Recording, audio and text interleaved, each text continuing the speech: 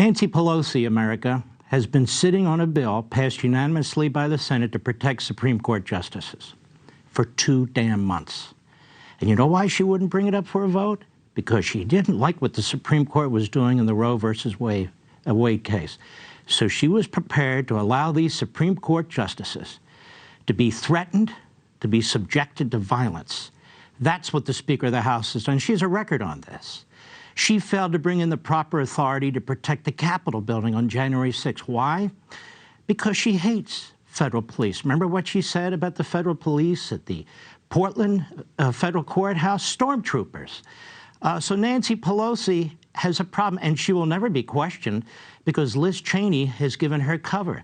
Nancy, what did you do on January 6th? Can we see your texts? Can we see your emails? Can we see your documents? Can we talk to your staff under penalty of perjury? And if you don't respond, maybe we should put you in handcuffs and leg irons and throw you in jail with your husband, the drunk. I'm just saying, I'm just being honest. But no, that won't happen tomorrow. Never in American history, except maybe the Salem witch trials, have we had a court of law or more recently a congressional hearing with just one side.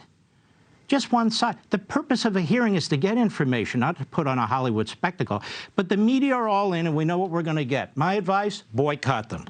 Boycott them. So a couple of things about this. And by the way, why are there 11 untold federal prosecutors on the staff of this committee? The Constitution is separation of powers. The executive branch handles criminal investigations. Why are there 11, or whatever the hell the number is, former federal prosecutors on this committee? What, to violate the Bill of Rights and the rights of those people who are called in to testify? Yeah, that's exactly what's going on here. This is not a clown show. This is a Stalinist show trial. Google it, duck it, Bing it. You'll see what I mean. I'm going to read something that Donald Trump said on January 6, 2021, that Woodward and Bernstein said are seditious. Of course, these two guys are really two knuckleheads. He said, "We have come to demand that Congress do the right thing and only count the electors who've been lawfully slated. Lawfully slated. I know that everyone here will soon be marching over to the Capitol building to peacefully and patriotically make your voices heard." Wow, what an insurrectionist. Now I want to read to you what you've played, Chuck Schumer. "I want to tell you, Gorsuch, I want to tell you, Kavanaugh, you have released the whirlwind and will pay the price. You won't know what hit you if you go forward with these awful decisions." Now, if Donald Trump had said that, then I can understand all the rigmarole. He didn't say that. He didn't say anything. He didn't threaten anybody. So this committee has to have 1,000 witnesses and 140,000 documents. Well, basically 100,000 puzzle pieces where they try and put things together and use people's texts and emails without any opposition, objecting, and so forth. This is a disgusting disgrace what's going to happen tomorrow, and the phony media has been in on it since he came down the elevator. Russia collusion. Now we have to deal with this. But there's more. Chuck, were you inciting violence? Were you promoting violence, Chuck? If you're accusing Trump of doing this, who never said anything violent, then we have to conclude that Chuck was signaling the mob. He was signaling the mob to act. And later he would say he wants people to protest the justices. And Nancy Pelosi said it too. Well, you know what that means?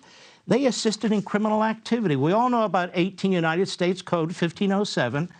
You're not allowed to parade and protest and threaten and hassle judicial individuals, particularly Supreme Court justices, and threaten them the way they did. Psaki did it. Schumer did it. Pelosi did it. Are they going to be indicted, Mr. Garland? In fact, Mr. Garland hasn't indicted a single person who's violated a federal statute. Not one. How about them in handcuffs and leg irons, Mr. Garland? What do you say? These are federal violations. And I haven't heard a damn thing from Liz Cheney tonight. Have you, Sean? Has she put out a statement condemning Nancy Pelosi, condemning Schumer, the Democrat Party, every damn one of them, and they're Democrats in the media?